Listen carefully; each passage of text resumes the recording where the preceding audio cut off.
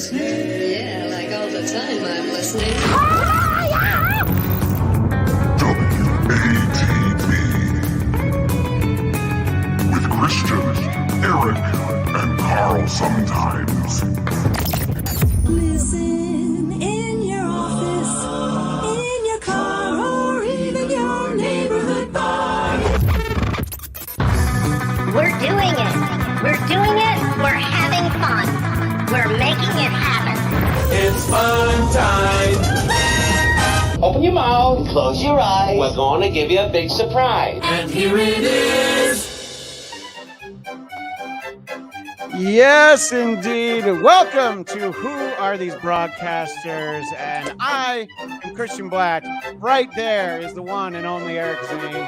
And we are honored to welcome to the show today a legend, a man who's made me laugh more times per minute than probably anyone I can think of. Great Jackie, the Jokeman Martling. Jackie, thank you for coming on the show today. It is my pleasure. I know nothing about you guys. I never ask anybody who they are or what they are. Just anything goes, and if you piss me off, I bail. And if I'm having fun, I'll beg to come back. It's that simple. I have no pride, not even a little. Right. Well, that's great because neither do we. And I don't know about Eric, but I'll be emotionally crushed if you decide you hate us and bail. But I think we've got to. Well, that's a great question. I'm in beautiful Burbank, California, where the sun is shining right through my window. And Eric, why don't you tell the joke man where you are, sir? I am off of Lake Michigan, in Michigan, where it's cloudy and snowy, Jackie. Where in Lake Michigan? My college roommate lives in Frankfurt. I'm in West Michigan, Grand Rapids. Ah, wow! I spent 3 weeks there one night. You did?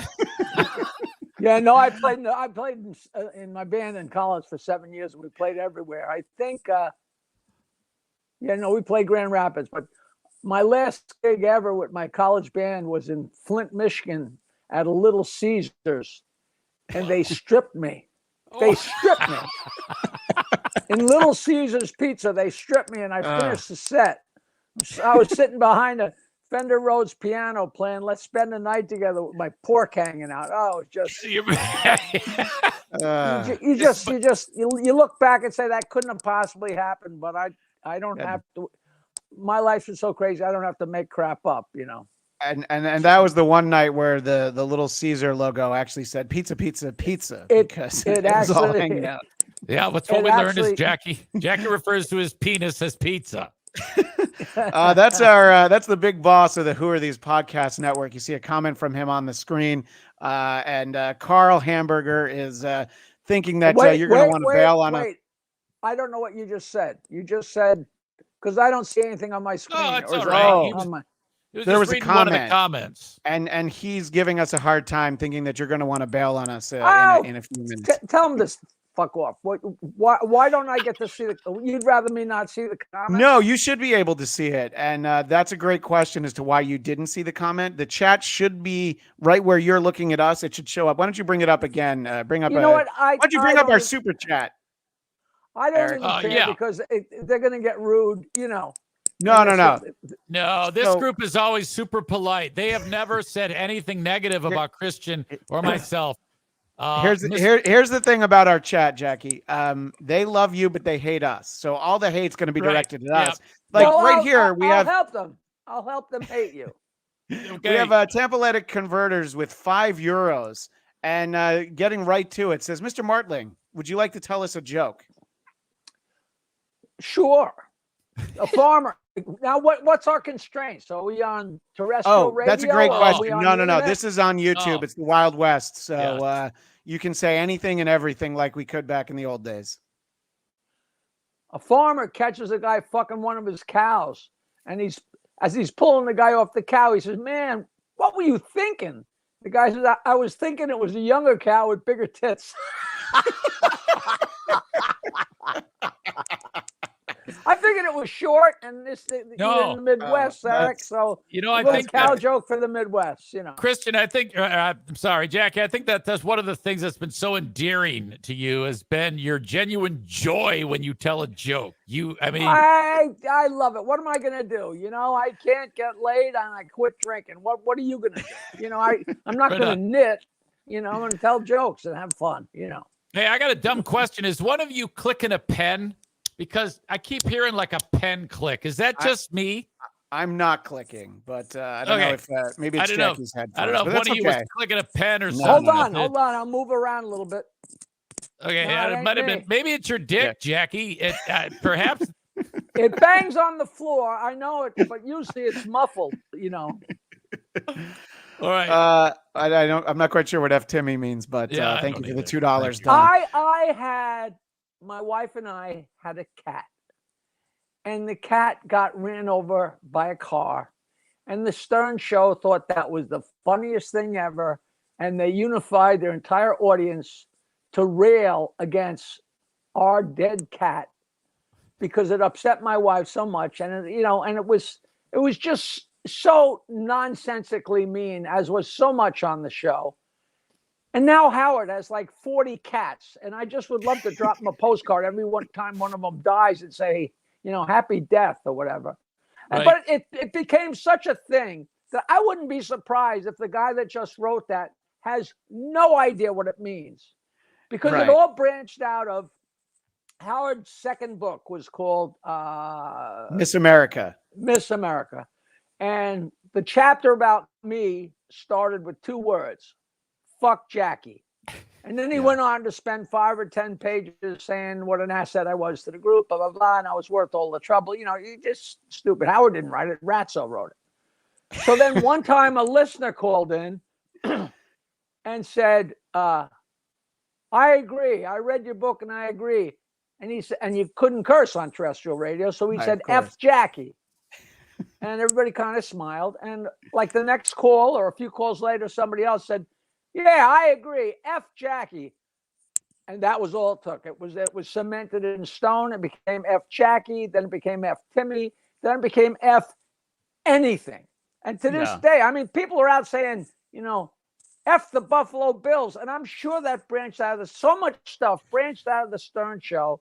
And when you try and talk about that, people are like, oh yeah, I'm sure it we created stuff, and I created stuff that you'll never get credit for because it became such a part of the lexicon that it appears to have been there forever, which is actually very flattering. So when he said F Timmy, he's saying, fuck my cat. We went away on vacation. We left a girl in charge of the house. We told her she could throw a party. One of her drunken friends opened the door, and the cat had dysplasia of his back legs, so it looked like it was retarded, but he just couldn't walk right.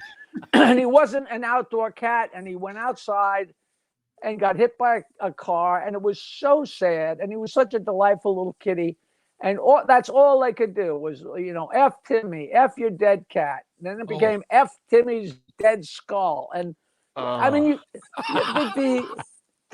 deepness of the show, and then it became Howard used to say, our competition in Chicago was Mancow. Yeah. And his father was like dying of cancer. And Howard would say, like, F your dying father in his ear. And, it was one of those things where me and Fred are sitting there. And I'm sure you've seen TV shows where they run a disclaimer. Like, what's in this show doesn't necessarily explain the views of the rest of the people working here. We wanted to hold up a sign and said, this is not us. I don't want people thinking that I'm writing for Howard, fuck your dead father. I want to dig him up and fuck his skull. I don't want people thinking, that's not my sense. I'm funny enough without that, Yeah. But it was exactly. Yeah, I know exactly. Way too much explanation for everything. No, it's a good point. Yeah, go ahead, Eric. That's why you're here. People love this stuff. It's just kind of like how the sausage is made, and people are very interested in that. Had there ever been a point where like Howard said a joke? Did Howard ever throw you under the bus because you wrote a joke? Maybe the joke didn't. Did he ever not? Yeah. You know, we were talking a couple of weeks ago, Jackie, you know, the comedian, very successful comedian Joe Coy hosted the Golden Globe Awards. And when the crowd there at the Golden Globes, you know, it's mostly actors and producers and directors and stuff. And some of the jokes weren't going on. And he's like, well, I didn't write that one. I only wrote the ones you laugh at. And people were upset. But I'm like, anyone who's ever written for anyone knows that goes with the territory. You know, I worked with Dennis Miller for most of the last 20 years. And I kind of take pride in the fact that sometimes he doesn't realize that a joke is a piece of shit. And then he has to be like, oh, fuck, you know? So I don't know. I mean, that's just how it goes, you know? If you're on stage and a joke bombs or you're in trouble, any lifeboat will do. You know, I didn't do that. I didn't write that. You know, it's so funny because I played in a band in the 70s and I had a partner. And I'd be telling jokes or doing a routine or something. And if I got in trouble, I would just look over at him. And that completely shifts the attention. And it's so funny. I was working in the comic strip in Fort Lauderdale in like 1982 or something. And Bob Nelson, who's a very, very funny, very talented guy, was on stage. And he juggles handkerchiefs and he puts on a football helmet. And he does, you know, he has props that he works with. And he's so endearing and so hysterical. And there was a comedy duo, I don't know what became of them, but called Mac and Jamie. And Mac and Jamie is, you know, we're all sitting in the back watching each other because we want to, you know, we got to make sure we're there in case somebody does bad. So Nelson's up there and Mac and Jamie talk to each other, you know, this is such bullshit. You know, he's up there with all those props and the napkins and, you know, that's, you know, that's bullshit. And I turned to them and I said, you know, you guys, you are so full of shit. If you're on stage, I know from experience, the best possible prop that you can have on that stage is another human being. You guys go up there, there's two of you. You're both there to bail each other out. Go up there alone. Go up there alone. You'll be scrambling for a napkin and a fucking football helmet, whatever you can find, you know. So it's kind of funny. But yeah, I saw that guy and I'm not that hip, so I don't know if he was good or bad. And some of the jokes were funny and some weren't. Yeah. And, you know, you never know if the jokes just aren't funny or if he's just pissing somebody off. He said a couple things that were very funny that they didn't give him the benefit of the doubt. Yeah. And, you know, but we all know that's a tough crowd. At least nobody came out of the audience and smacked them, you know. Right. That's true. We've come a long way in the last 2 years, Jackie. What were you going to say, Eric? Jackie, you mentioned Howard and you talked about reaching out to Howard. Since you've left, how often has that happened? I just wrote him happy birthday the other day. His birthday's January 12th. And he usually responds. He didn't respond yet. Sometimes he responds, sometimes he doesn't. After I left the show in 2008, after he got to Sirius, I got my own show on Sirius, which was on Howard 101. So I was on his channel for 8 years doing a very funny, it was called Jackie's Joke Cunt. And it was solid. I'm wearing my Jackie's Joke Hunt t-shirt right now, Jackie. So you've heard of the show, and it was just raucous and fun.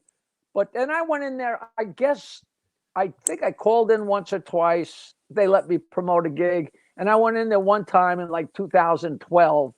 Yeah, and I think you were in for a roast of Gary or something like that, if I remember. Oh, correctly. and I forgot that one. That too. That was another time. So I've been on there a couple times, you know. So there's no great animosity. It's just, you know, people say, "Oh wow, look at this," and then what was in there the other day? Something happened.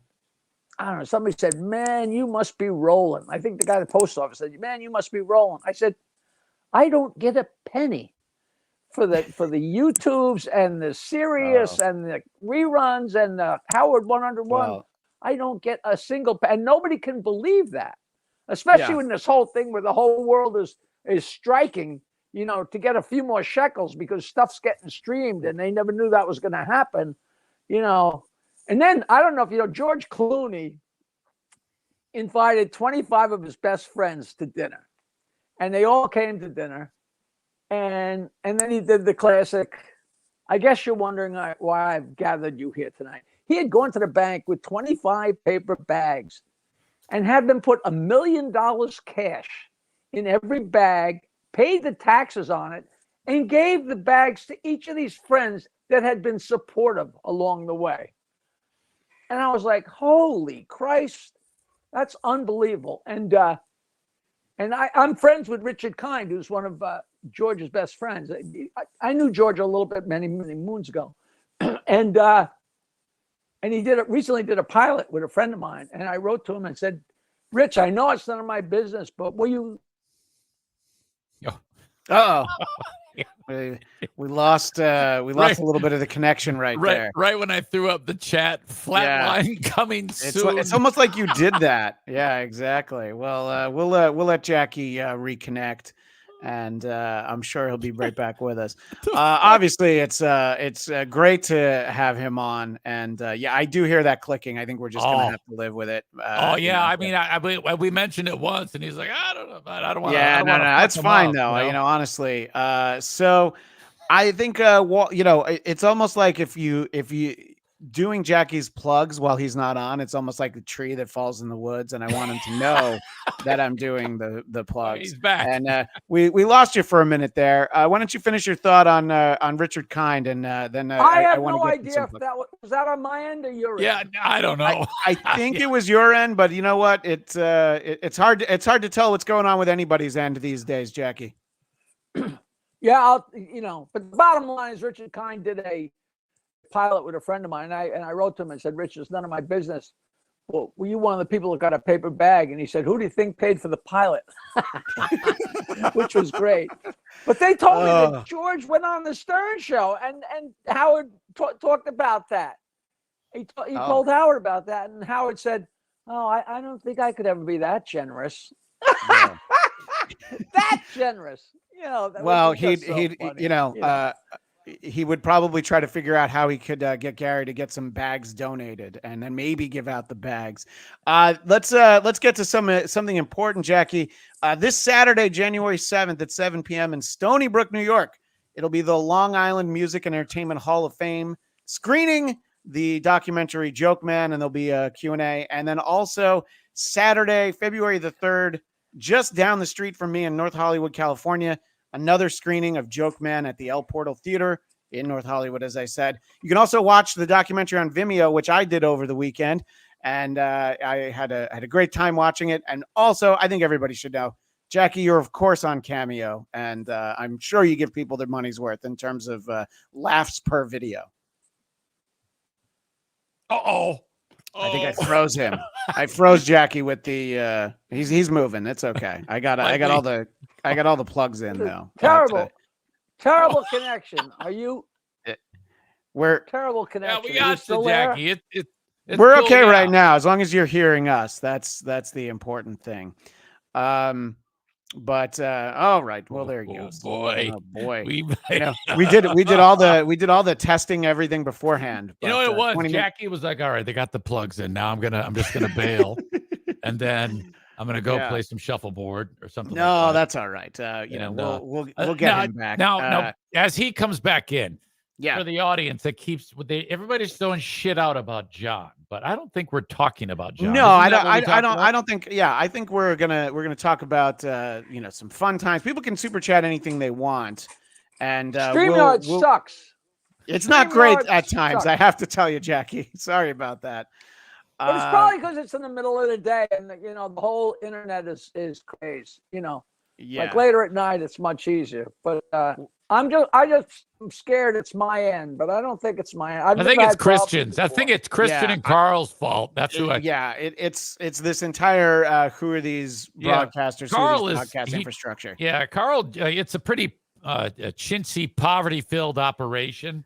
So I fully expect it to be Carl and his internet. Jesus, who is this mystery man, Carl? Who is this mystery man, Carl? Tell him to reach in his pocket and get a decent connection. Yeah. He's got giant teeth, frosted tips, and horns, and he's the problem. Well, he is about to have frosted tips because of the loss by the Buffalo Bills. But Jackie, one of the very nice. This was long before the show started. Silverback Strength, but a comment calling. Here's some money for Jackie, one of the greatest jokesters to get behind a mic. I'm a big fan of comedy albums, and Jackie would consistently have me pulling the car over, laughing in tears. Thanks for the laughs, Jokeman. Jackie the Jokeman, World Order, JTMWO. Remember, before we started, the connection was great, Eric. Well, look, you guys are blaming StreamYard, but I'm telling you, it's not. It's just a glitch in the matrix. It's my bad connection. There you are. Yeah, very often this crap happens and then it goes away and it never goes bad again. So you never know. Right now, you're fine. Well, that's not really him, though. That comment that was right there. Yeah. So, Jackie, let's talk about. Yeah. Okay. So, I don't know if that's really Vince the lawyer, but yeah, it said you guys failed to prepare, lose StreamYard.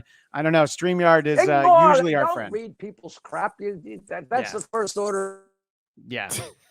that is the first order of business. But Jackie, I want to try something. Well, I'm gonna see what happens. You want me to try again and do this on my phone? See if it works any better on my phone? Yeah, sure. Why don't you click on the link on your phone? We've got a couple things to tidy up, and why don't you click on the link from your phone, and we'll see how that looks. But anyway, so yeah, we are we get a lot of comments like this from Deng Lizard since Jackie's not here right now.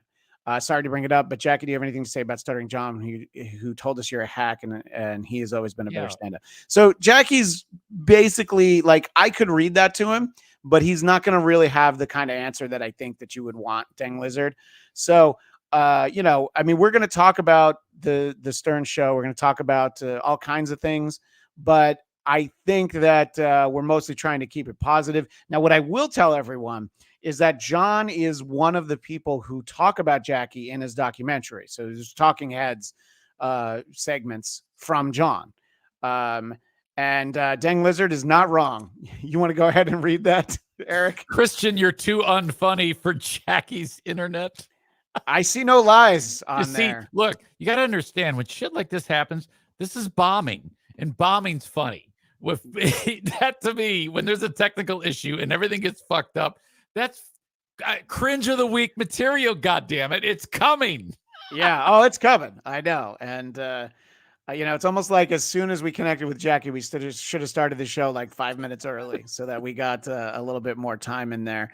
But I enjoyed the documentary, and we'll talk to Jackie about it in a little bit. But let's spend a moment or two doing some of what people expect when you've got Jackie on is put that on basically silent. Getting the grand tour of the Jokeland estates and Count Eric Connor, Jackie, the king of Oyster Bay. Jackie, you look great. Are you hearing us well? I just got on my cell phone and everything seems better. Maybe it was me. It looks better. It You might look have like you look 40 years younger. I mean, seriously, the computer was bad news, but the phone is fantastic, Jackie. Well, I like hearing that. Now I just got to figure a place to put this because I'm not going to hold the fucking thing. No, this isn't going to be an Aaron Sorkin transition between scenes. If you could also go interview your neighbors. Maybe we could get Jackie. You could be like a stunt guy out on the street. He's like, fuck you. Been there, done that. Yeah, right, exactly. All right, you know what? I just realized I can be anywhere I want in this stupid room. Yeah. Where am I? Oh, I've even got a thing for my. You know what? I actually have a camera on my stupid computer, but I never use it. All right. Hold on, I'm building a. Oh, I got all these jokes lined up. Look at all these stupid. You've been writing jokes, Jackie. I gotta love grow it. up. I feel like you've never stopped. Yeah. I've been collecting them forever. That's my life. Listen, I didn't know this was going to fuck up. I apologize. No, it's all right. I mean, look, it happens. This is not the first time. Yeah. And Eric Connor in the chat says, if there's more tech issues, go full aristocrats. It's true. We could definitely do that. Somebody in the chat, I lost it already because, when the chats move fast, it means your show is doing well from what I'm told. But in any case, I think that the phone connection is much better. And you let me know when you're all settled in, Jackie. We did. Oh, look, we got a 90. I think I have to go take a shit.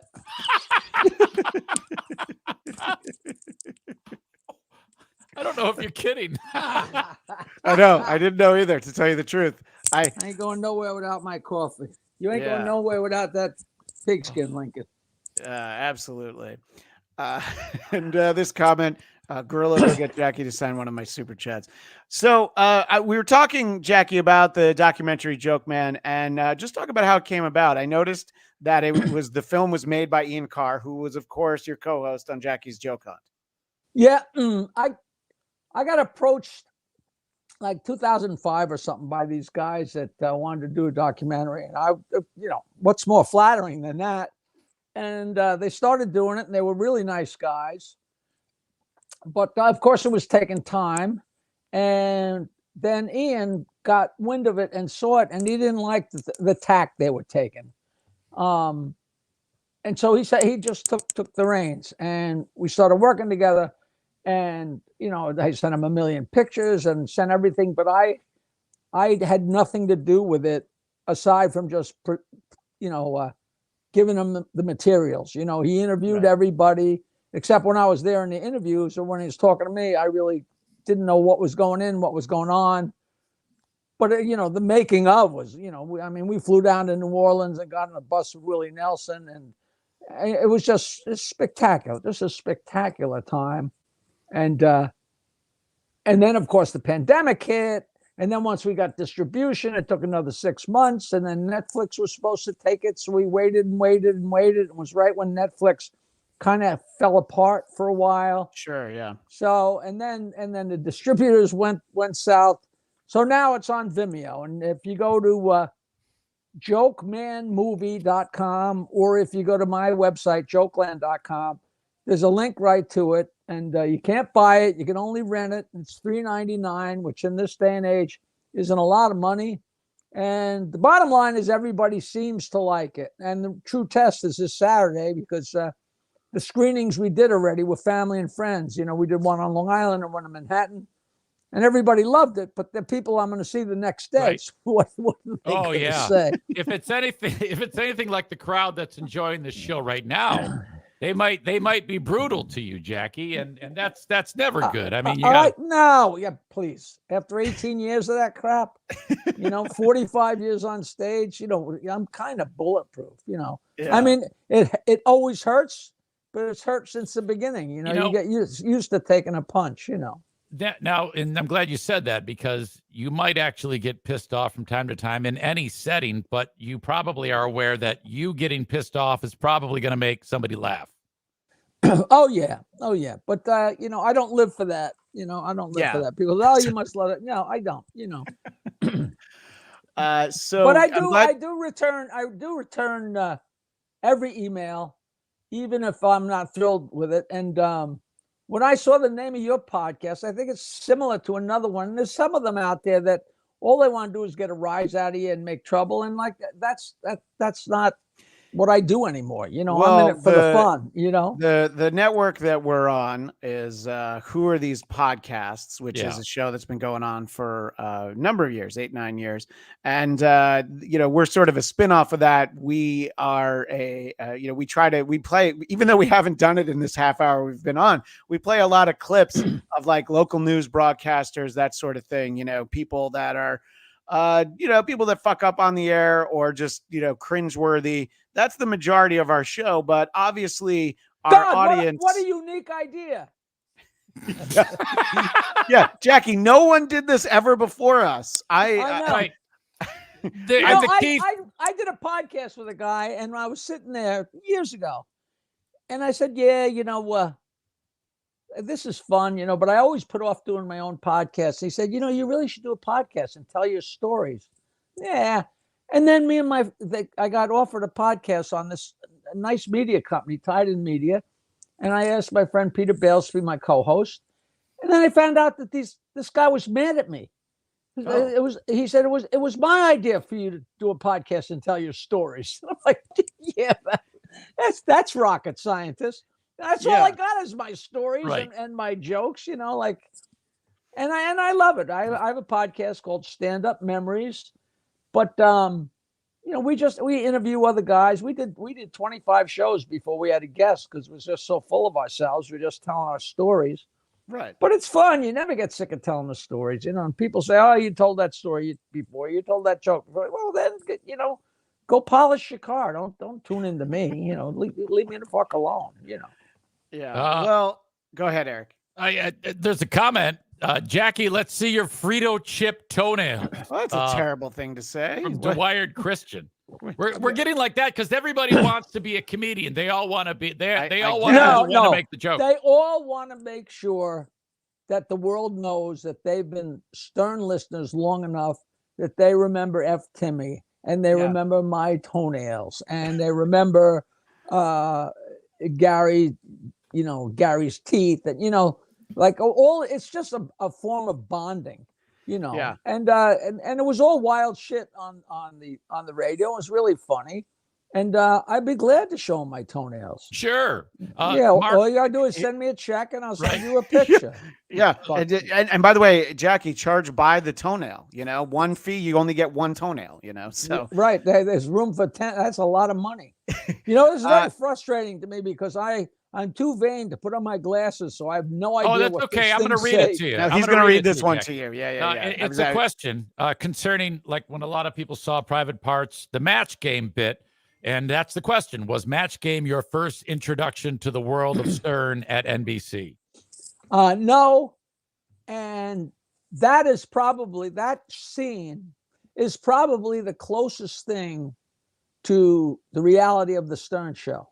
That was really how it went down, and there's so many funny things. You know, I was on the show once a week for a long time, and I very rarely said anything funny. I laughed and had fun, but I was, you know, trying to fit in.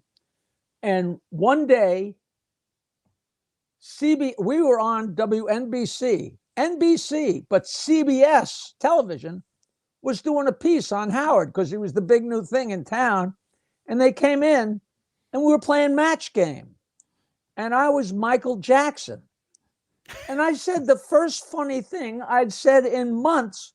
And usually it's the other way around, where you're funny. They turn on the camera and all of a sudden you suck. It was exactly the opposite. All of a sudden I said something funny. We were playing Match Game. And it was... blank a doodle do. Okay. And it blank a doodle do. And I was Michael Jackson. And Howard said, "And Michael Jackson, what do you have?" And I said, "No women, a doodle do." And everybody went nuts. And it went out on on CBS, and it was huge. And I still have that clip. It was like, what are the odds of that? Meanwhile, Match Game was so much fun. And I'll tell you how, a little inside, a chapter in my book that I wrote so much. I have a complete second book in my computer. And then I had to play Sophie's Choice and choose the chapters to be in the book. Sure. And to this day, I don't know, you know, I have a whole first chapter about me and being related to Teddy Roosevelt. And I left out the chapter about Private Parts. And to this day, I can't believe it because the chapter about Private Parts it was called Very Private Parts. It was about how I was being left out and how I finally wound up in the movie and how I was underpaid. All true stuff. But when we were doing, you know, we did a cold reading of the movie. You know, I go on, and we haven't got that long, but a cold reading where you all sit around, and even if you only have one line in the movie, you're there.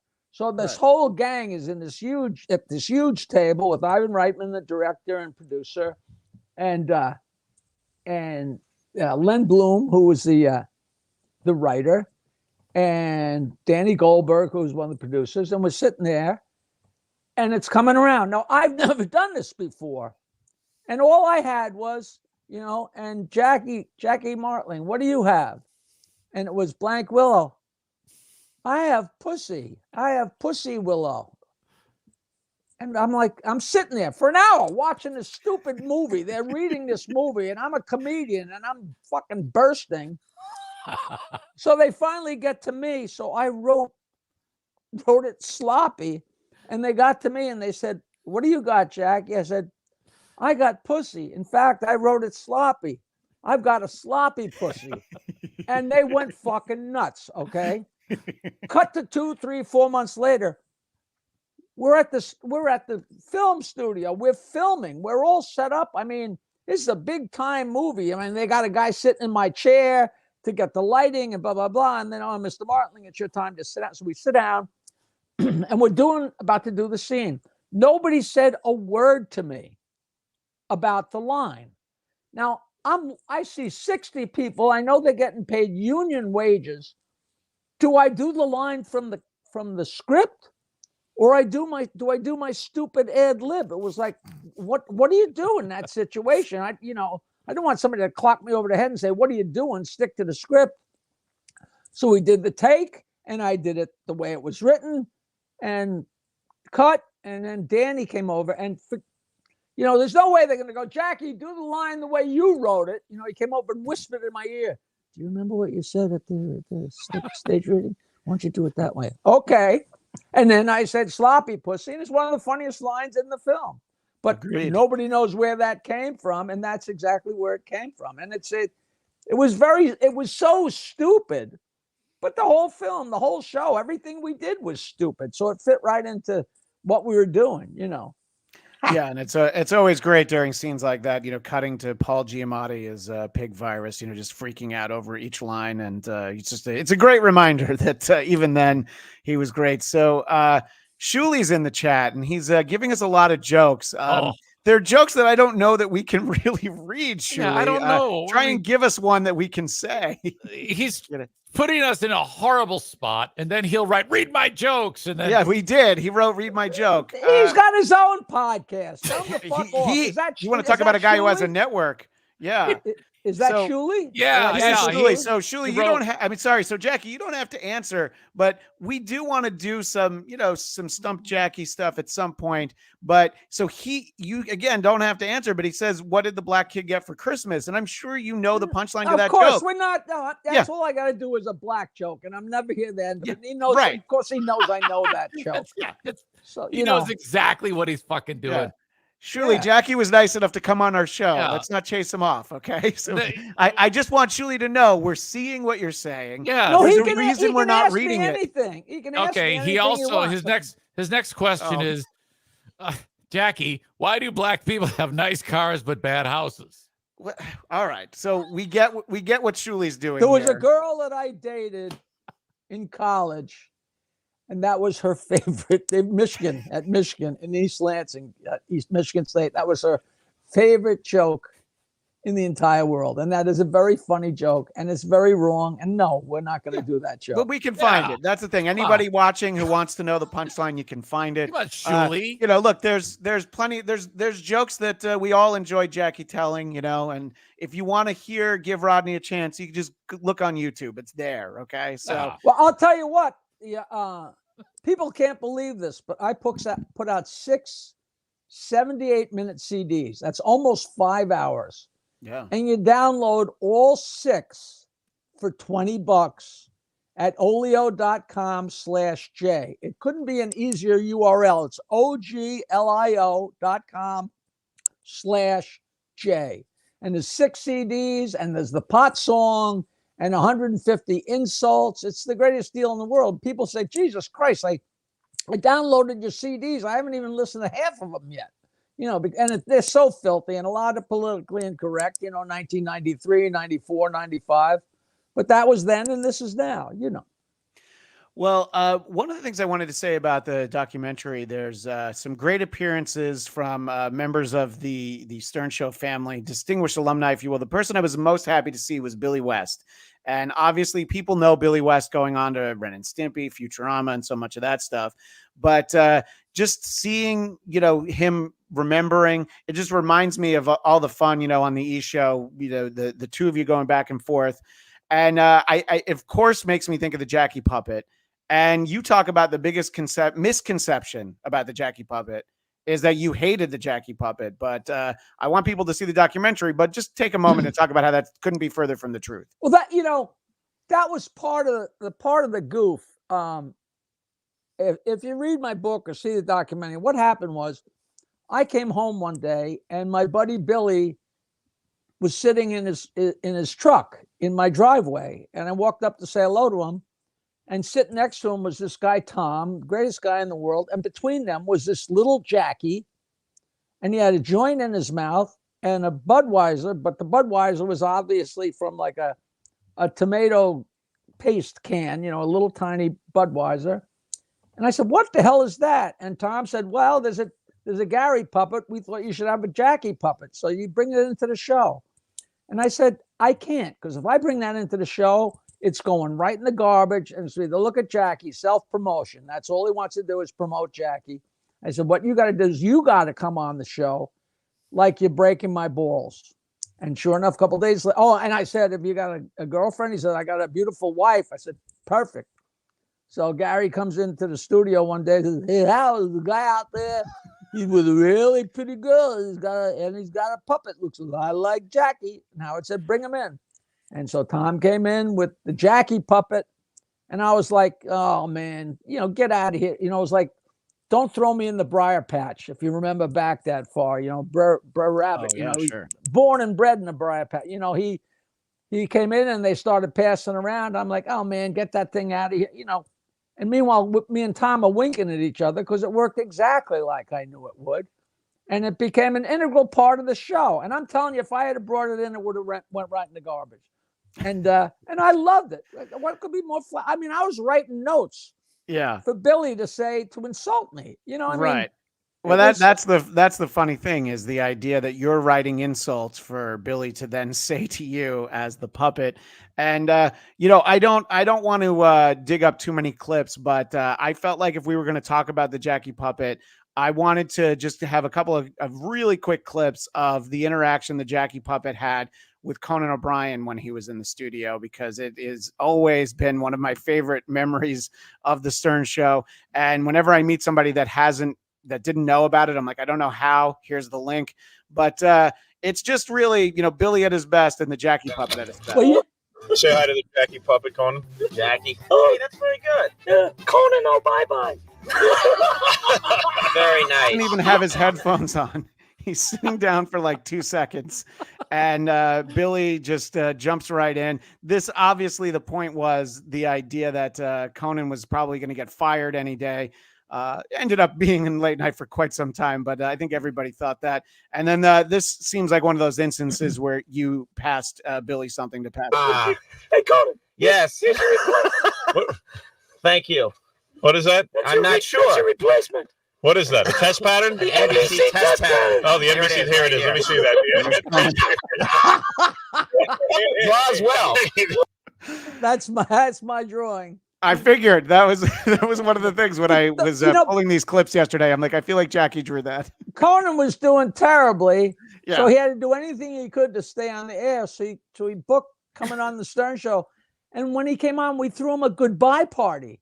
When he walked in, it was a goodbye party. Yeah, and I wrote that for Billy. The first thing he said was, "Conan, oh bye bye." Oh God, it was just brutal, and it was all in fun. It was great, and it's one of those lost things in time where I don't know how the timeline is, but I think it was pretty soon after that they came up with Triumph the Insult Wonder Dog. And, because you realize that and it's not unique. Everybody knows a puppet can do or say anything. It's because you don't know who to get mad at. It's just fun, just funny. Right. There's Eric, a comment in the chat about one of the high points to somebody who made a comment on the super chats about when Fred would take drops of your laugh. Oh, and they would play your laugh over horrible news stories. Yeah, like Can you take us through that, like a bus crash, and then the whole time you hear, everything grew organically. Sitting there sometimes very early on, Fred would go, or he'd go, woo. And finally I said, Fred, what are you doing? He said, that's you. I said, what are you talking about? That's me. You're out of your mind. And then one night I was listening on the way home from a gig at Jimmy's Comedy Alley. I must have told a joke, and I was walking back and forth on the stage, and I was between jokes, and I went, yee! And I was like, I can't believe that's exactly Fred's noise. So I gave Fred the cassette with that noise on it. So of course he pulled that off, and when he played it out of context, people laughed. So then he took every noise that I made on that. And then, of course, one day, I think the first one was like a Boy Scout troop went off the road or something, or a nun was getting banged by a deer, and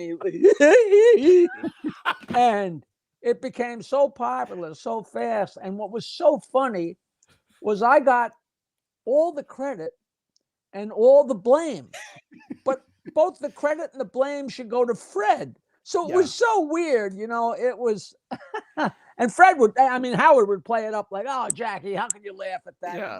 It was so obviously wrong, and it was so obviously not me, but people don't know anything. And it was always funny. And it got to the point where the minute Robin started doing a sad story, people were just waiting.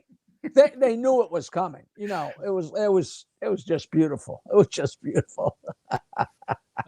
This is from Count Connor. He threw $5 at us. Thank you. Says, Jackie, you've been a fan for 30 plus years. Now, wait, what happened? They give you money? They do. Yeah. That's why we're reading some of the chats that maybe we didn't want to, like Shuli's jokes, because they're giving us. You got my address to send me my cut, right? Of course. Exactly. Yeah. Now, just know that YouTube takes a cut. Carl takes a cut. But you don't have to tell me. I do these goddamn cameos for $75, and by the time everybody's done taking their share, I get 40 cents. Especially Apple if somebody orders one on an Apple phone, right? That's Apple takes 30%, and Cameo takes 25%. So $75 becomes $42. But I don't care. So I love doing those things. They're always fun. Okay, I'm going to interrupt the super chat because I actually have that clip. So because we've gotten $5. And Eric has mentioned something that the Jackie Puppet said. It is in the Conan O'Brien interview. Because somebody you give us $5, we'll play Greatest Hits all day. But this is what he's talking about. This is what the Jackie Puppet says to Conan. Hey, Conan, when you go down in the ratings, does your girlfriend get drier? Oh, Jackie Puppet. Tasteless. I mean, what a great sport putting up with it. You know what's so funny? I have every note I've ever written for Howard in my mother's attic. And I haven't gone, I went looking a couple times and found it because somebody said, did you write this? Did you write that? If somebody could tell me the date that Conan O'Brien came on the show, I could go in my mother's attic and find those lines. And I guess at this point, I got somebody that's going to buy all those notes from me, but there's so much gold in there. And I'm sure all those notes are sitting in a little package of December 13th, 19. I guess it'd be pretty easy to find out when it was, because it was right when he almost went off the air. But that's definitely me, but it could easily be Fred too. But that sounds a little bit more like me than Fred, because Fred wasn't totally sexually oriented and crazy like I am. That's right. And I think people who really listen to the show and really know the show understand Fred's contributions, but because he talks so infrequently, I think that your more casual listeners don't realize. They know who Fred is, but they don't realize what an important part of nobody has any idea of the importance of Fred. I'm sure you guys don't even. He built that show. That show was built on his shoulders. The instrumental music behind the live commercials and the drops and the sound effects.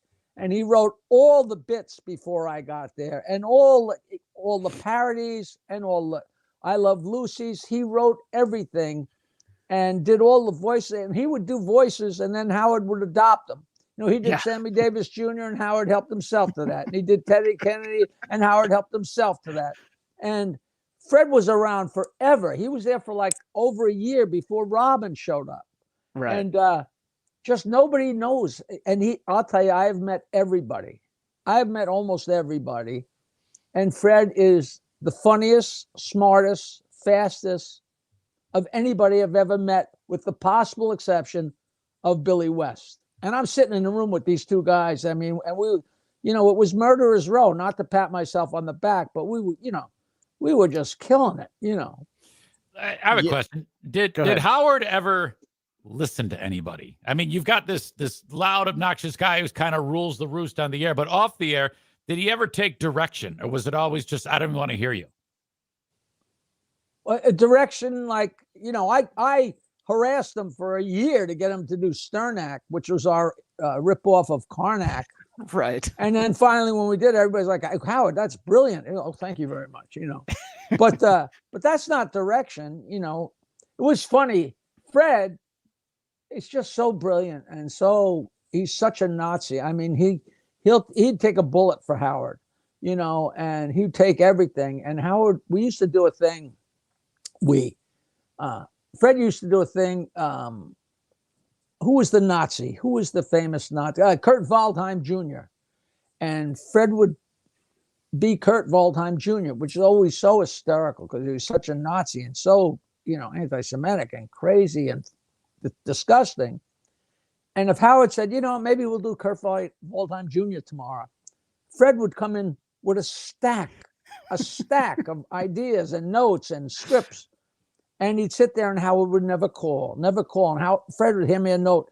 Is he going to do Waldheim today? I'm like, Fred, I have no control. I have no control. Finally, Fred kind of gives up, and his notes are put away. And then one day, Howard will go, all right, let's do Kurt Waldheim Jr. Fred's scrambling to find out what, and then it completely disappeared. And people tell me, oh, Jackie, you're just a bitter old man. You just know what's happening. Fred's Kurt Waldheim Jr. was so off the rails, hysterical. Now imagine you're Howard Stern and you do 5 hours of radio a day for 5 days a week, and you're killing it. And Fred does a 3-minute Kurt Waldheim Jr., and then Howard goes to a business meeting or goes to a party or runs into people, and somebody comes up and says, Howard, I love your show. Man, that Kurt Waldheim Jr. is the best thing I've ever. How long are you going to put up with that? So then it went away. And people tell me that I'm crazy, and they could tell me I'm crazy, but I'm not, and it was, so you suspect that because the bit was getting popular, he pulled it?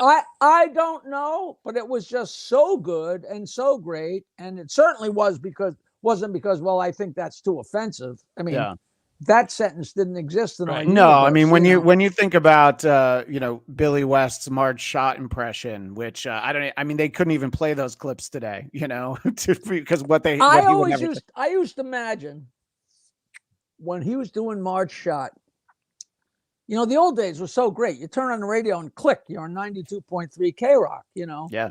And I always wondered, what if somebody is just in the car and they're just turning the dial? And they stumble upon that. That must have blown people's minds because it was, I was sitting there and I couldn't believe it, and a lot of that stuff that, again, not to disavow, because I love Billy and I loved everything he did, but I wasn't writing, word for word what he was saying. You had to be careful with Billy because whatever you wrote, he was going to say. He was a 500-pound gorilla and no notes. Everything used to have to go through Howard. Yeah. But Billy was behind me and Fred. So we'd write a note and put it on the floor in front of him. So between me and Fred, sometimes Billy would be sitting there, be 8 notes lined up in front of him. But he would just ruffle through them. And I mean, if you wrote, she's got a smelly cunt, Billy would have said it because so you had to, you had to think about what you were doing. I was just, because there was no way to pass it to Howard and then back to Billy. It just couldn't work that way. Yeah, I feel like you wouldn't be able to, yes, it would be offensive, but you wouldn't be able to sue Billy for slander because I feel like Marge Schott probably wasn't too clean down there. Please. It's so funny because with my bad eyes, Christy, you look like Billy to me. You I'm look. going to take that as a little bit- compliment. you Sure. look- He's a I good-looking know guy. you're both ugly, but you look a little. He's the greatest. Me and him are still very, very good pals. Yeah, no, I was glad to see him in the documentary. I know that we only have a little bit more time with you, Jackie. I wanted to take a moment and, anybody who goes to see you live and the Joke Hunt show basically did this. There's the idea of Stump the Joke Man. And, there's not a lot of video of it, but I did find a time. There is so much video of it. Yeah. You wouldn't believe it. Well, no, I found a clip from the Stern Show, and I wanted to just use an example. I figure anybody watching is going to know how that worked, and we'll get caught up on some of those super chats in a second, Eric. I was starting to set this up. So, and the way it works is somebody calls in, they give a setup and see if you know the punchline, and the way that it works is it has to be a real joke. I think my Uncle Robert, who I think is watching right now, a huge fan of yours, he made up a joke that wasn't really a joke, and but the audience felt like you should give him a CD anyway. So, but which I always did, but because the audience loved to see me lose. Yeah, of course. So this is just a fun example. I've just got a couple of these. What do you call a gay dinosaur? What do you call a gay dinosaur? I don't even know if this is a good 2024 joke, but I feel like you can still say it. Now, right here, this Jackie seems locked in. Off the top of your head, do you remember the punchline to that? A megasaurus and a lesbian dinosaur is a lick-a-lot-of-puss. All those What do you jokes. call a gay dinosaur? A dinosaur. What do you call a gay dinosaur? A megasaurus and a lick-a-lot-of-puss. Exactly. I love that. So, and obviously it's a big part of the shows. And there's, but on the E show, it didn't seem like there were a lot of instances that I found online where they did it, but it must have been like when an interview went a little short, they're like, oh, let's put some Stump the Joke Man. And it didn't get, when we're first about to do the movie, they put us all in a room and Ivan Reitman said, all right, stand up, tell us who you are and a little bit about yourself and what you do on the show. So when it got to me, I said, blah, blah, blah. I'm Jackie Martling, and I told an amazing story that's in my book about when I got a flat tire and the Stern fans came to the rescue. And it was an amazing story. And after the meeting, Len Bloom, the writer, said, Jackie, that is the greatest story. That is going to play so great in the movie. I said, Len, you do not know this regime yet. That's way too much. Even though it's Howard's show and he's the hero of the story, it's too much Jackie. He said, oh, really? I said, but I'll tell you, I have cassettes of when I first used to do the show. Yeah. And I'll be glad to give them to you. And he said, sure. So I gave him cassettes of a couple times I was on the show in the 80s, in 83, 4, 84, whatever. And then a friend called me up and said, hey, I got a copy of the first draft of Private Parts. And I got the script, and there's 2 pages of Stump the Joke Man. And they're asking me questions, and I'm answering. And Robin's like, wow, he's good. And they asked me another one, and I answer it. And Howard goes, wow, this guy knows them all. And I just smiled because I knew that was not going to be around. And that, I'm sure that was gone before you even read the end of the first draft. And that, if that had been in the movie, that would have made me a superstar. Just, even though it's so stupid, but it was always a fun thing. And I love doing it on stage. And I still have those T-shirts and people ask for them. It's a no-lose situation because I'm on stage and I got the girls on stage and I'm being so politically incorrect with them. And then I have the guys stand up and they yell their joke and I tell the answer. And I know every joke and people love that. Yeah. But once in a while, somebody asks me a joke and I don't know it and they go even crazier. It's a no-lose proposition. They go berserk. So I got to write a book just about Stump the Joke Man because the stories are just so much fun. It was fun how like I said, I won this Jackie's Joke Hunt shirt because you would put out the setup and we would all write in with the punchline. And a lot of times I'm like, oh, I think I might know it, but the one that I won for, I'm like, oh, I know this. and it was what does Snow White say to Pinocchio when she's sitting on his face? Right, that's good, and that's politically correct, except for people with big noses. Right. So I hope Howard wasn't offended. Yeah. So Eric is offended, but obviously it's tell a lie, tell the truth, tell a lie, tell a lie, tell the truth. And I was just excited that because you wrote back to me. He's like, "Yep, that's right. You'll get a T-shirt," and I got one. I've got one more from the show that I thought I don't know. It's like even when people. The reason why I pulled this one too is because even when people fuck up the setup, you're able to actually help them fix it. Does a girl and a strand of spaghetti have in common? What does a girl and a strand of spaghetti? This has got to be a string of a tampon. And a strand of spaghetti. Something with a tampon. Jackie? I think he means a bowl of spaghetti. They both wiggle when you eat them. That's it. Well, Yeah, and the best is like this segment. Anybody can find it on YouTube. Is like when you get it right, everybody's like, "Oh, okay."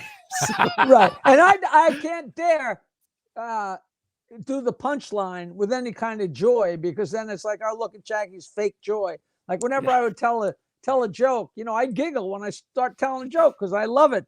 And Howard go, there's his tell. Look, there's his tell. What's coming? I'm like, shut the fuck up. Just sit back and enjoy something in your life.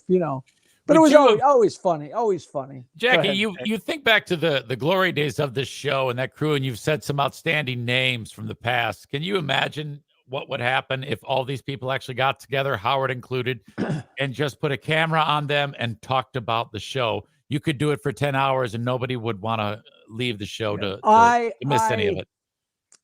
So much crap went around about me.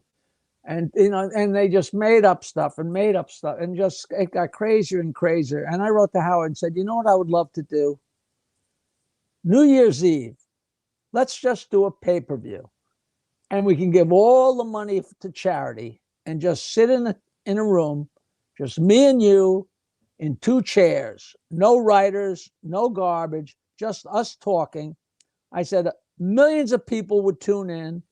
They'd make millions of dollars for charity. And, and he actually mentioned on the air, he said, yeah, Jackie wants to sit with me, in pay-per-view. And Robin's like, oh, he wants to do mono.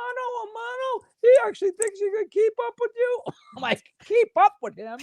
Jesus, are you out of your mind? But of course that would never. And I don't know if you ever saw the thing with me and Billy and Stuttering John sitting around. You ever see that? Yeah, I did. I saw that before this, and that was great, which is essentially what you're talking about, only with Robin, Fred, and Howard thrown in, and it would be priceless. In the later days before I left the show, we used to have meetings on Tuesday where everybody sat at the meeting, and I'd sit next to Howard, and everybody would pitch their ideas for the show, and I would just fuck around and make him laugh, and we never got anything done. And I always said that would have been the greatest reality show in the world, because everybody's being funny and being great. But that would never ever happen. I would love to think that could happen. Why? Is it because there's like a guard up? There's walls. I think you just nailed it, Eric. I would be thrilled if he did that. If they did that, it would be so much fun. Well, I mean, to me, it's always strange because Howard constantly talks about people being a phony. But if we can't see your true hilarious self in that setting, well, then you're a goddamn phony yourself. I mean, come on. What, the light bulb just go on?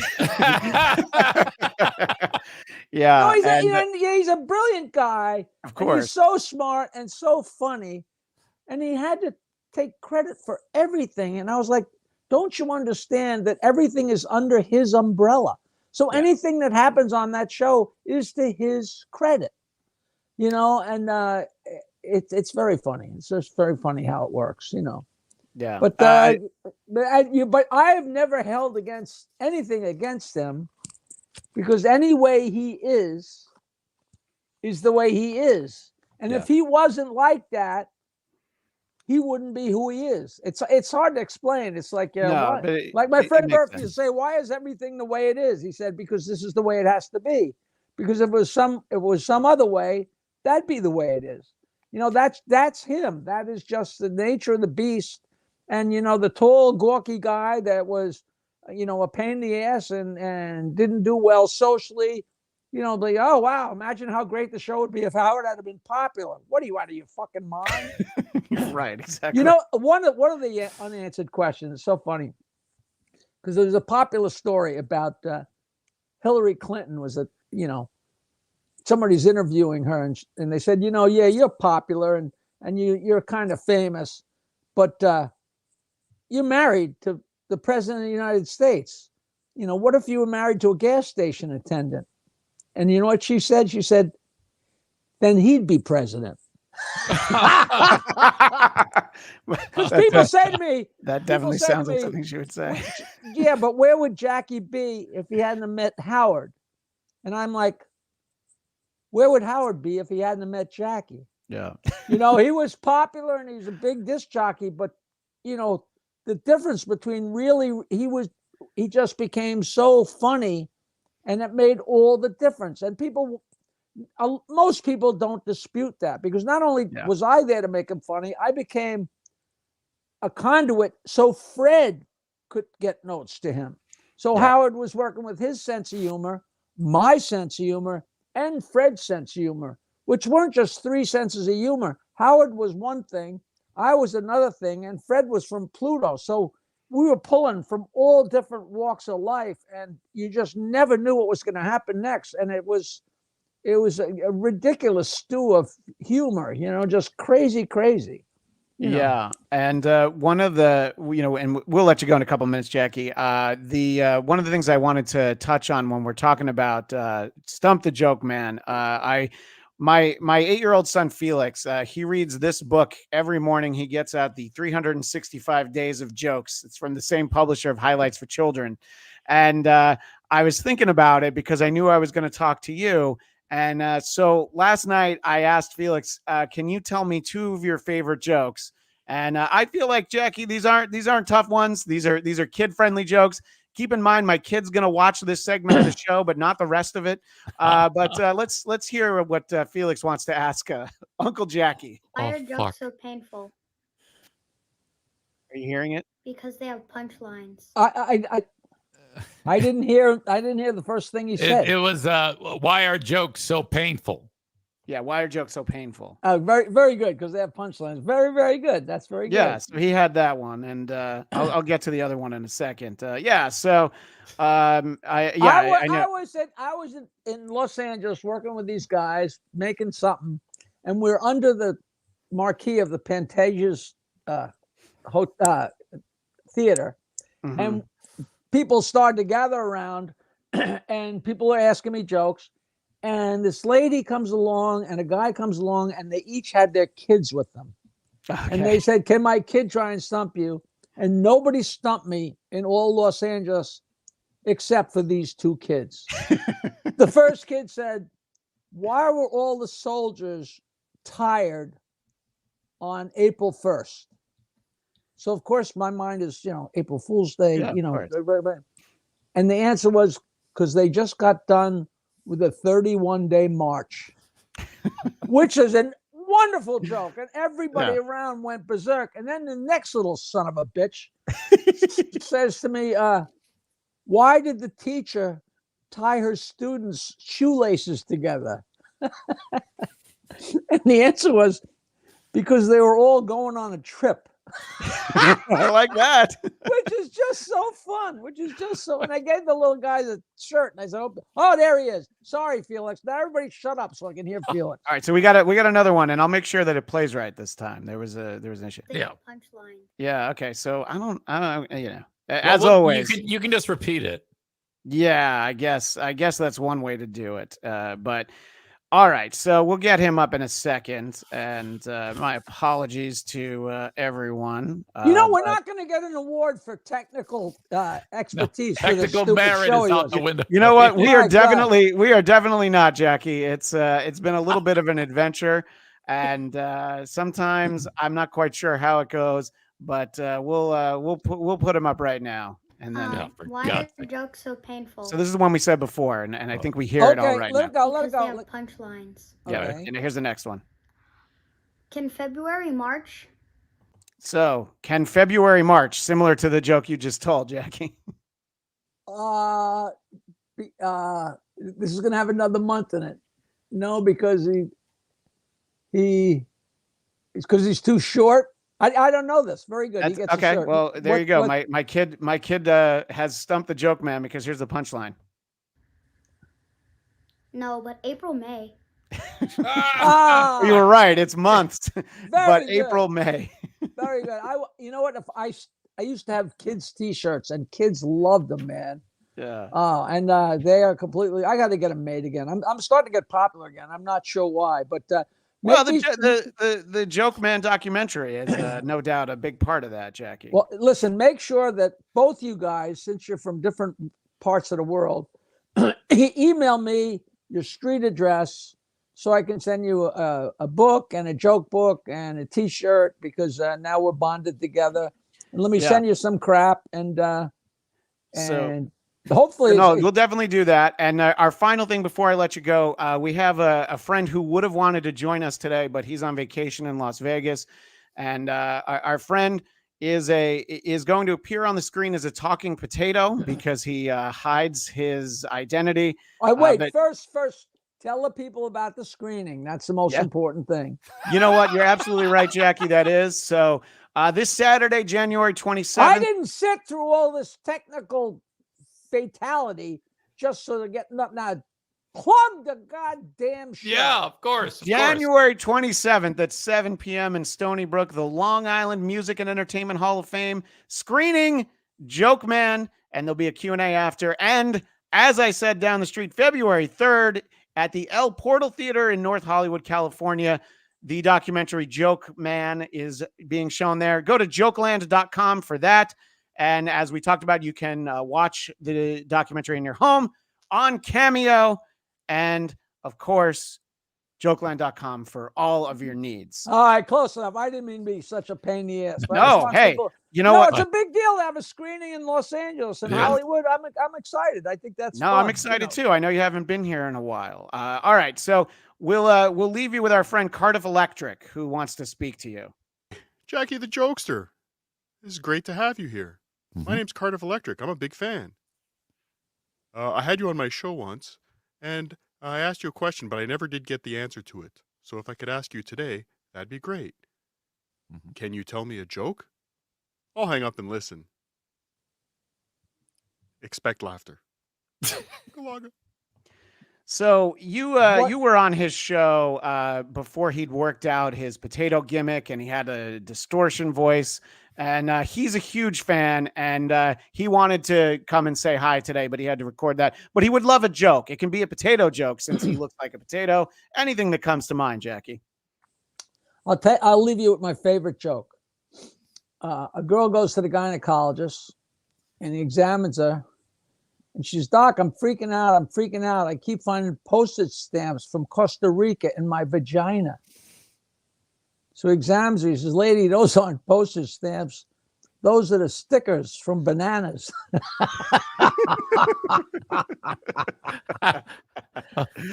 That is the best joke in the world. That's a great joke. And a super chatter wouldn't forgive us if I didn't ask you this on the way out. Chocolate or vanilla? Do you have a preference? Coffee. Perfect answer. Jackie the Jokeman Martling. Were they talking about women? I think he was talking about ice cream, but women could. That's a great question too, Jackie. Coffee's a good answer as well, even if it's women. Yep, absolutely. All the above. As you see behind me, by the way, 516-922 wine still works. I called it yesterday just to make sure. I love that it still works. Jackie, thank you so much for being so generous with your time. Next time, we're going to work out all the technical bells and whistles, but we really... And I would love to talk to you again because this stuff never gets old. I'm going to email you all the unpublished chapters from my book, and I bet you get a kick out of it. A lot of Rodney, Jackie Mason, show business stuff. That's all fun. All right, I got to go to my next thing. All right. Jackie's a busy guy, but everybody check out the documentary. Thanks again, Jackie. I'm not busy at all. I just happen to have 2 podcasts back to back. I'm going to sit here. This is the one day you have 2 things. Right. The one day. It makes me look like I'm swamped here. Just absolutely swamped. Oh, that's all right, guys. Thank you so much, and give my regards to Michigan. Wow. Thank you. Thank you very much, Whoa. Jackie. It's been a pleasure. All right, guys. See you later. All right. Thanks so much, Jackie. We really appreciate that. And Wow. you know, we have to do an after party. We have to decompress. We do need to decompress a little bit. Decompress. And There's look, a lot that's going on. Yeah, I really wanted to. Sorry. So there's this comment from Petty Officer Lady Di of the USS Natty Ice. I agree, Eric. Blatt was starstruck, embarrassing. I also wanted to be nice to a guy who said he would come on our show. I mean, that's really what it came down to. Yeah. And I mean, I know what Shuli was doing. I know the jokes that Shuli was asking. I would have loved it if Jackie would have given us those punchlines, but I talked to him before this. I knew what he was all about. Go ahead. That was a good play, and I'm glad he did it. It added another layer to this. Okay. I mean, if you go from the very beginning of this to all the fucked up shit happening, that was fantastic. I don't give a shit what anybody says. I loved it. This was a true, fun, free-form interview, and there was a lot of hilarious chats. There was things that I don't get. I'm not a stern Jay acolyte. Loiterer. I had forgotten that Timmy was his cat. That's bad. That's on me. But Jay Loiterer, incredible that you have Jackie on. Did your fingers ever heal from that paper or ink thing you had? Yeah, to me, none of that shit. I have no idea what any of these fucking references mean. I have never in my life listened to Howard Stern. So, I mean, I know Jackie, but I was on the air when Howard was on the air. Yeah. And this is going way back in the super chats. I just want to make sure we get everything. Don, those are lyrics to Jackie's song, I'm Smoking Pot, I Got My Dick Out, and I'm Thinking About You. And so let's see. We had this one from Dang Lizard, who was definitely, and so this was F, his ex-wife, and I'm like, I'm not going to read F Nancy Sirianni Cougar Mellencamp Marlowe, which is funny, but I'm also not going to read that. I think that, I put that one up. I put that one up, but I don't know that they were flying by, and yeah. Jackie, can you go out and swim to the jetty right now? Here's a tease for anybody. There were a couple of chats about the jetty. If you watch the documentary, you're going to know what's going on with the jetty. And I do think that you're going to be a little disappointed. Kelly Riddle, I addressed the Cardiff Electric. Of course, Cardiff and I worked together on that. He is, as they say, out of town this week. Otherwise, he would have popped in for a little bit, which like a fourth screen. I can't imagine what that would have been like. Cardiff's retarded. I mean, especially early Cardiff. All right. Early Cardiff was it was definitely before the artist really figured out how to fill the whole canvas. Oh yeah, he was just painting in the corner of the canvas, and now he's the brilliant potato we love. Doing, you know, now he's like a normal person who asks questions. He's started to become more normalized. Yeah, but he was fucking retarded. I've talked to him like on StreamYard off the air, and you kind of forget that you're talking to a potato after a couple minutes. And no, I look, if you listen to that Cardiff interview, Jackie didn't know what was going on. Cardiff kept asking about Stuttering John. He's like, I feel like you're one of Stuttering John's friends trying to make me look bad. But see, we've made it all right now.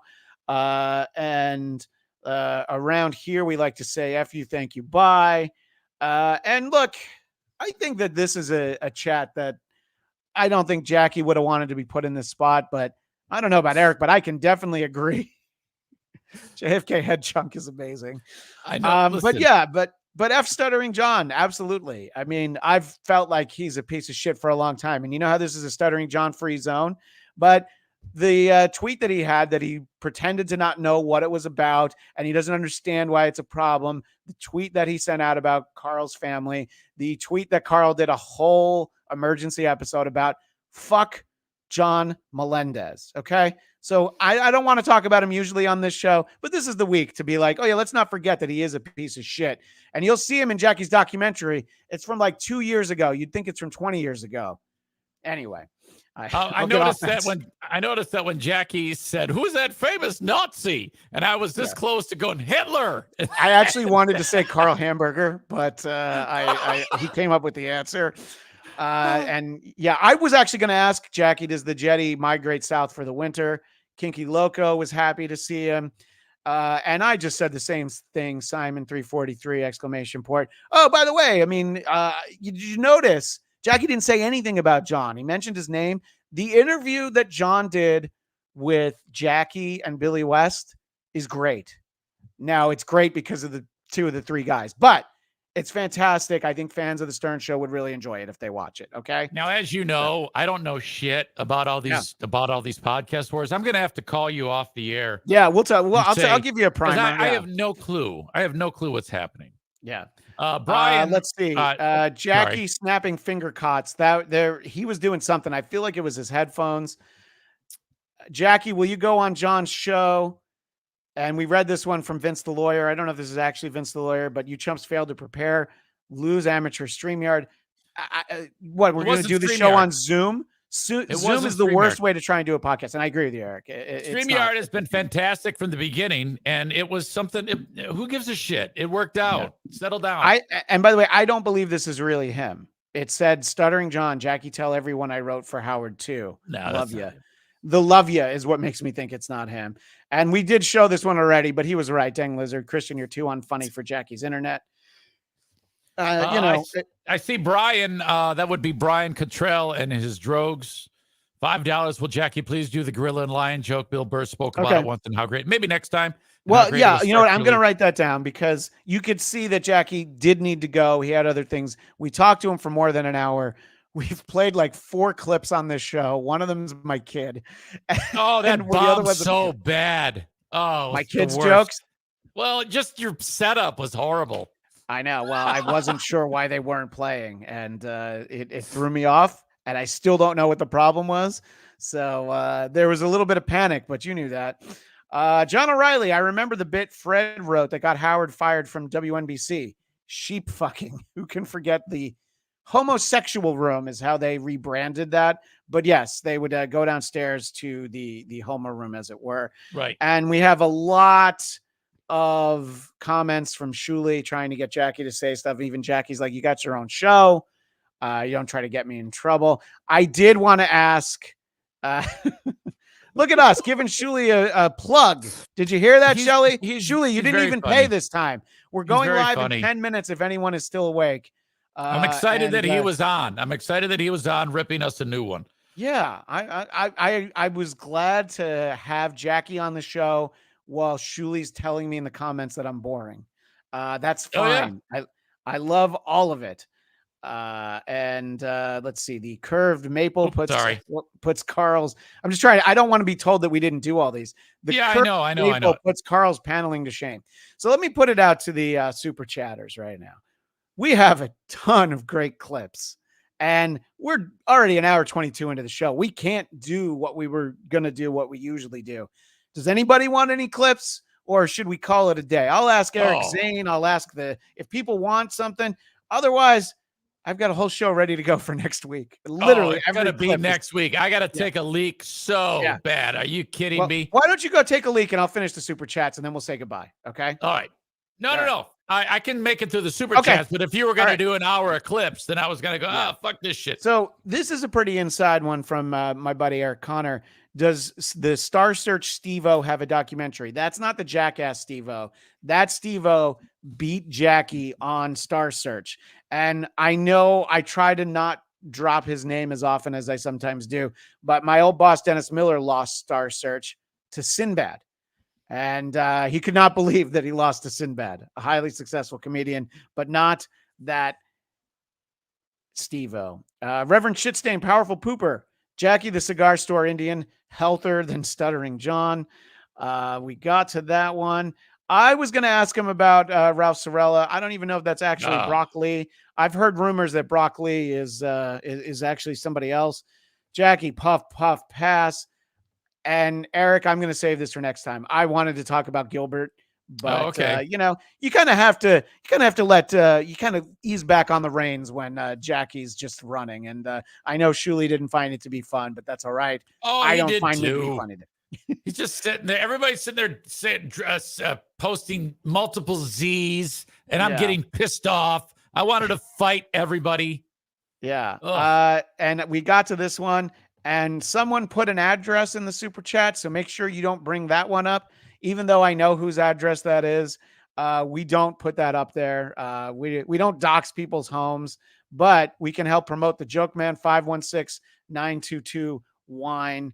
And, maybe next time. He likes us now.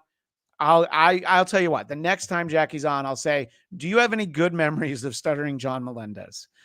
Because I don't, but I'll ask him. I'll ask Jackie if he does, and I'm just making sure we're getting to all of these. We're doing it.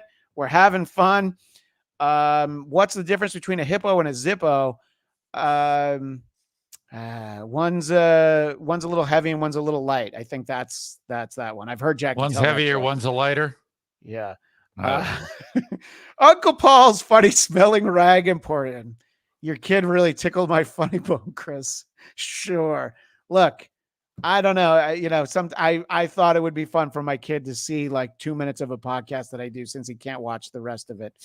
And I didn't realize that Liam McEnany was in the chat, and he said, Jackie, Jakeman, is it? And huge thanks to Liam, our buddy Liam McEnany, who people might know from Who Are These Podcasts. He's also been on the Blackcast. He knows Jackie fairly well, and I did drop his name, and that made the connection a lot easier. So thank you so much to Liam for making this happen. And I don't think King of All Dicks is really saying, Jackie isn't saying he hates Howard. I think he just he's got some memories, and Sure. The greater good. Cardiff Electric got off easy.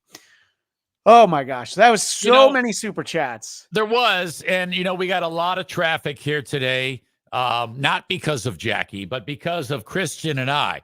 And that's the reason why Who Are These Broadcasters has become the signature cornerstone show on the Who Are These Podcast Network. Everybody knows it.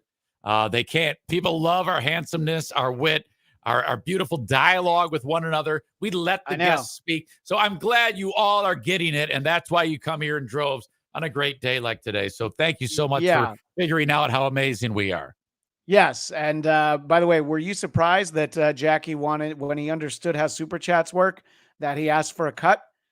Because I wasn't, and I would have been offended if he didn't put his hand out and ask for some money. So, Carl, we're going to have to do some very special accounting for this episode. We're going to divide it four. Well, we want him coming back, so throw him some money. There you go. Right, exactly. And that is going to be our show for today. I know we didn't really delve into broadcasters, but we talked to a guy who's not just a comedian, a comic legend. He's also a broadcasting legend because of his integral his part of the Howard Stern show. I know it's time to go. So, apart from the last 30 seconds, if you enjoyed today's show, specifically my portion of it, make sure that you go and check out my personal podcast, The Blattcast, where later today at 6:00 Eastern, get ready for this. Pay, who am I, KB, says Carl. Pay guess, who am I, KB? But that's a great point. We'll have to talk about it. But I want to let everybody. I know. What are you hemming and hawing about? Jesus Christ. So at 6 p.m. Eastern today, 3 Pacific, we'll be doing a very special episode of the Blackcast discussing Bradley Cooper's Oscar bait film Maestro. And joining me for the first time from Once Over with Kaylee, you know her best as Lucy Tightbox. She will indeed be on the Blackcast for the first time today. So everybody check out the one, the only Lucy Tightbox. You can find me on Twitter and Instagram, Christian DMZ. And if you want to check out the show, Blackcast, BLADTCAST, you'll be able to watch Lucy Tightbox and I live at 6 p.m. Eastern today. Eric, where can people find you? You can find me wherever you download podcasts. Just search the Eric Zane Show podcast. I go every day. There's an audio version that I post after I get done with a live stream. And it's all things Detroit Lions because, God damn it, they're in the NFC Championship game and they don't have an asshole kicker like the Bills do.